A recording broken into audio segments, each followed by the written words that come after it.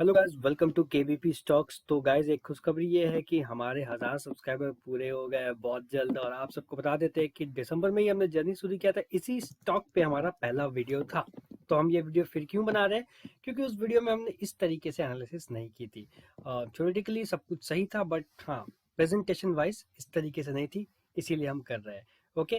तो ये स्टॉक जब उस समय जब हमने वीडियो बनाया था तो 4 रुपए के आसपास था, और अभी है लगभग 8.8 रुपीज के आसपास। तो चलिए जानते हैं कंपनी के बारे में। कोई रिकमेंडेशन अभी भी नहीं है, और समझ करके। और अभी मैं ये वीडियो इसलिए बना रहा हूँ ताकि आगे जा करके लोग ट्रैप ना हो इसके चाल में। ओके।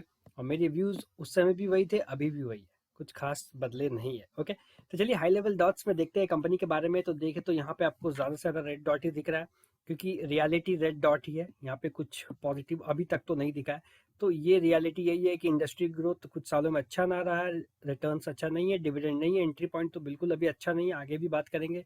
रिस्क कंपनी पे है, प्रोमोटर होल्डिंग्स के बारे में बात करेंगे। प्लेज नहीं है, एक अच्छी बात है। होल्डिंग्स के बारे में आगे हम बात करने वाले हैं। रिसेंट्स अपर सर्किट लगते हुए आ रहे हैं गाइस, और वॉल्यूम हमें अच्छा खासा देखने को मिल रहा है इसीलिए। और बाकी स्टॉक्स के कंपेयर में ये स्टॉक बहुत आगे आया है।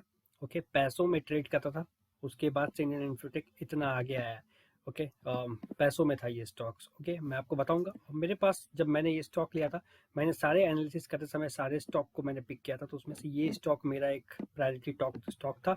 और मैंने इस स्टॉक को उठाया था लगभग, आपको बता देता हूँ, तो लगभग 0.5 के आसपास। ओके।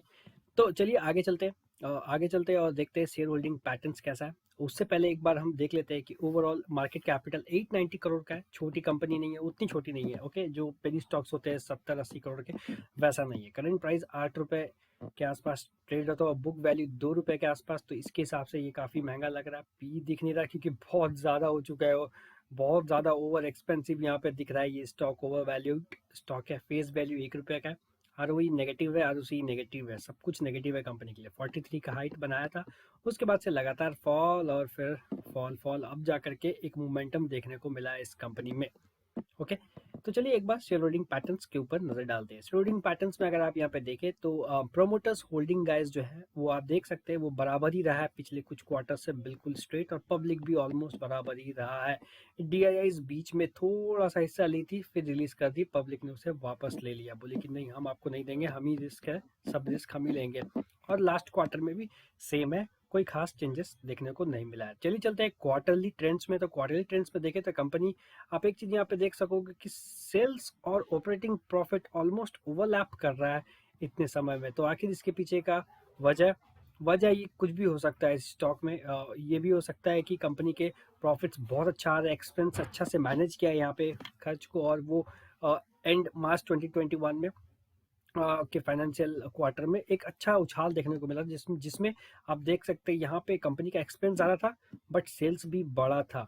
तो इस वजह से आपको नेट प्रॉफिट अच्छा एक्सपेक्ट आप कर सकते थे, लेकिन यहाँ पे एक्सपेंस आगे था, इसीलिए यहाँ पे नेट प्रॉफिट नीचे आता हुआ।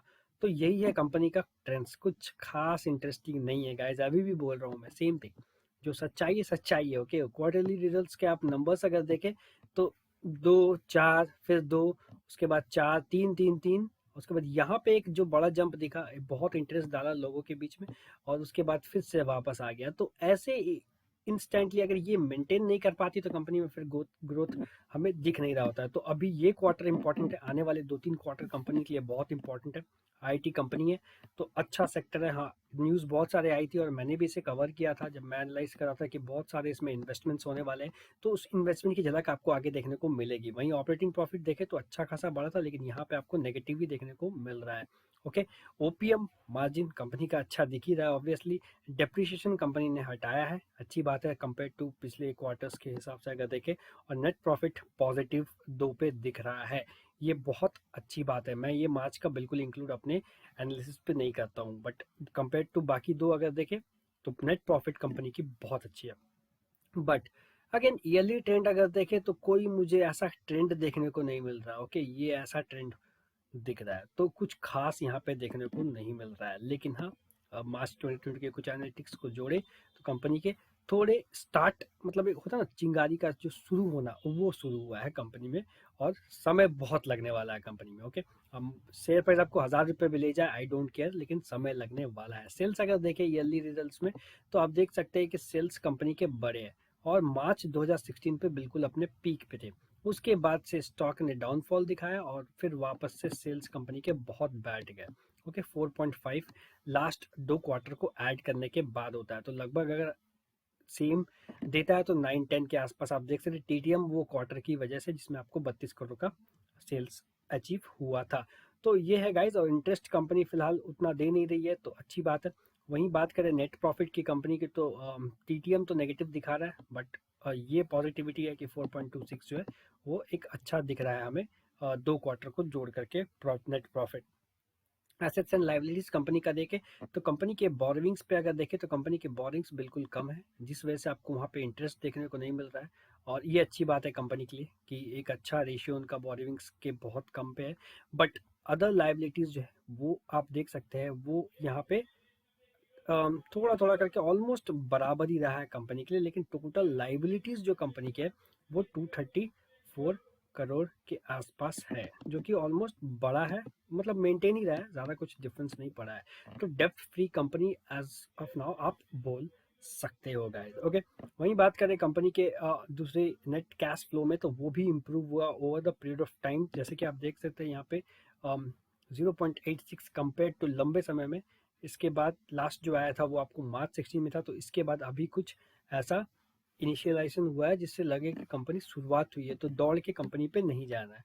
ओके, सब कुछ समझना है, टाइम देना है कंपनी के ऊपर। ओके, कंपनी के ओवरऑल रिजर्व्स अच्छे हैं, 132, तो मेरे ख्याल से अच्छा एक अमाउंट है यहाँ पे कंपनी के पास। ओके, तो चलिए चार्ट एनालिसिस करते हैं। सबसे इंपॉर्टेंट जो होता है यहाँ पे, तो देख सकते हैं जो मेरा लेवल्स मैंने दिया था वहां से ब्रेकआउट किया कंपनी, और ऊपर गया 8.22 तक पहुंचा, और यहाँ से भी इसे भी लीड करके आगे बढ़ता हुआ दिख रहा है 8.85 में। अब हो सकता है कंपनी इसके बीच कहीं ना कहीं एक अप डाउन हो, लेकिन अगर ऐसा नहीं होता है, अगर ऑपरेटर्स फिर भी इस पे रनिंग वे पे लेके जाते हैं, तो स्टॉक का जो मेजर रेजिस्टेंस है जो चेक करेगा वो है 13.87 का। अगर इसके ऊपर बढ़ रहा है तो फिर तो भाई दो चीज़ है, या तो ऑपरेटर बिल्कुल ढीठ बन चुके हैं, या तो कंपनी के अंदर में कुछ ना कुछ बड़ा हो रहा है। ओके, दो ही ऑप्शन होने वाले हैं उस समय। ओके, इसके अलावा कुछ भी नहीं, तो बच के रहे, देख के रहे। और यहाँ पे आप देख सकते हैं दोनों सिग्नल फिलहाल ओवरबॉट जोन पे आ चुकी है, तो कभी भी यहाँ पे सेलिंग्स आपको देखने को मिल सकती है, जैसे पीछे यहाँ पे भी आपको सेलिंग्स मिला, उसके बाद सेलिंग होने के बाद वापस से ये बाइंग जोन पे आया और लोग इसे बाइंग करना शुरू कर दिए। तो ये थी मेरी पूरी एनालिसिस इस स्टॉक के ऊपर गाइस। बने रहे हमारे चैनल में, सब्सक्राइब कर ले, क्योंकि ये बहुत स्पेशल स्टॉक था, हमने स्टार्ट इसी से किया था, इसीलिए यहाँ पे एक अच्छा, जब 1000 सब्सक्राइबर हुआ तो हमने इसे आगे फिर से करने का एक डिसीजन लिया बेहतर तरीके से। तो स्टे कनेक्टेड चैनल, सब्सक्राइब कर ले। तब तक ले peace out, stay safe and mask up guys, क्योंकि आप सेफ रहेंगे, आपका परिवार सेफ रहेगा, तो सब कुछ खुशहाली से आगे बढ़ेगा। Till than happy new year, stay connected guys.